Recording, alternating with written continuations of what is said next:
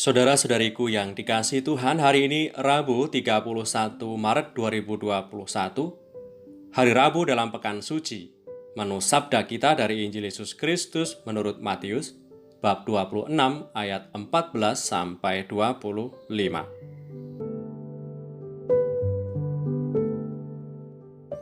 Kemudian pergilah seorang dari ke-12 murid itu yang bernama Yudas Iskariot kepada imam-imam kepala. Ia berkata, "Apa yang hendak kamu berikan kepadaku supaya aku menyerahkan dia kepadamu?" Mereka membayar 30 uang perak kepadanya. Dan mulai saat itu ia mencari kesempatan yang baik untuk menyerahkan Yesus. Pada hari pertama dari hari raya roti tidak beragi, datanglah murid-murid Yesus kepadanya dan berkata, "Di manakah engkau kehendaki kami mempersiapkan perjamuan Paskah bagimu?" Jawab Yesus, "Pergilah ke kota kepada si Anu dan katakan kepadanya, 'Pesan Guru, waktuku hampir tiba. Di dalam rumahmu lah aku mau merayakan Paskah bersama-sama dengan murid-muridku.'" Lalu murid-muridnya melakukan seperti yang ditugaskan Yesus kepada mereka dan mempersiapkan Paskah. Setelah hari malam, Yesus duduk makan bersama-sama dengan ke-12 murid itu. Dan ketika mereka sedang makan, ia berkata, "Aku berkata kepadamu, sesungguhnya seorang di antaramu akan menyerahkan aku." Dan dengan hati yang sangat sedih berkatalah mereka seorang demi seorang kepadanya, "Bukan aku ya Tuhan." Ia menjawab, "Dia yang bersama-sama dengan aku mencelupkan tangannya ke dalam pinggan ini, dialah yang akan menyerahkan aku. Anak manusia memang akan pergi sesuai dengan yang ada tertulis tentang dia.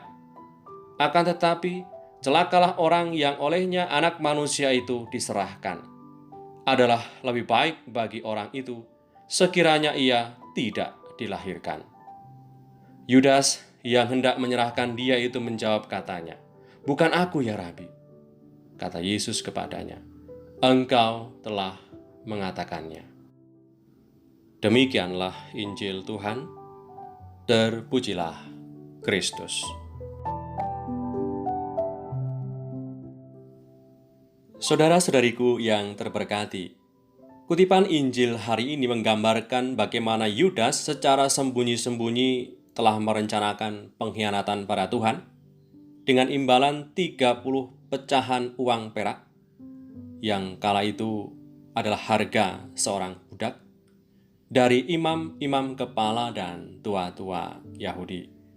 Ia berupaya mencari cara dan kesempatan untuk menjalankan aksinya, yaitu menjual Tuhan. Dan secara tradisi, hari Rabu ini menjelang Kamis Putih disebut sebagai Rabu Mata-mata atau Spy Wednesday. Dan sejak awal abad kedua, hari Rabu ini juga sering disebut sebagai hari pengkhianatan. Dosa pengkhianatan Yudas tidaklah sebesar dosanya untuk mengakhiri hidupnya. Sebenarnya, Yudas sudah bisa menyesali kesalahannya oleh karena ia melihat Yesus gurunya dijatuhi hukuman mati dan hendak menyerahkan kembali uang 30 keping perak kepada imam-imam kepala dan tua-tua Yahudi.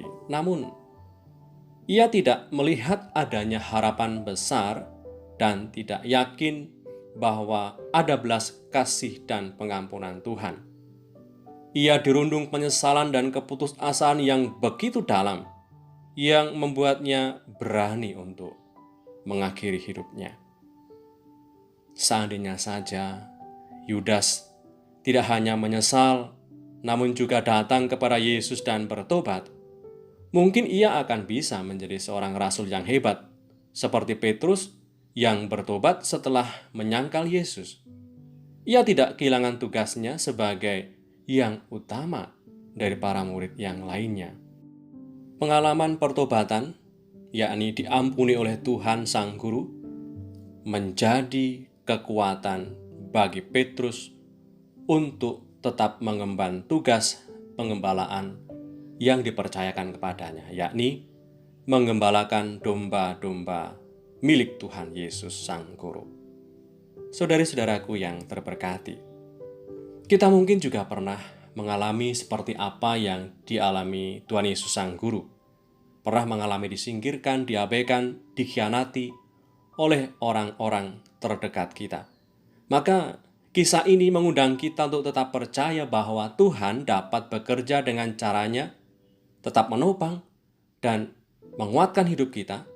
Tidak peduli bagaimana orang lain memperlakukan kita, kita tetap percaya Tuhan ada di pihak kita dan tetap menopang kita.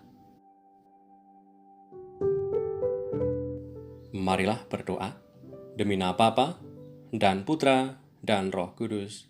Amin. Tuhan Yesus penyelamat kami, Engkau hadir di dunia memberikan diri seutuhnya dalam melaksanakan kehendak Allah Bapa. Kendatipun dalam melaksanakan kehendak Bapa, Engkau harus mengalami kesulitan, derita, dan sengsara. Semoga kami pun tetap setia pada Engkau dalam setiap dinamika perjalanan hidup kami. Sebab Engkaulah Tuhan dan Penyelamat kami, sekarang dan selamanya. Amin. Demi nama Bapa dan Putra dan Roh Kudus. Amin.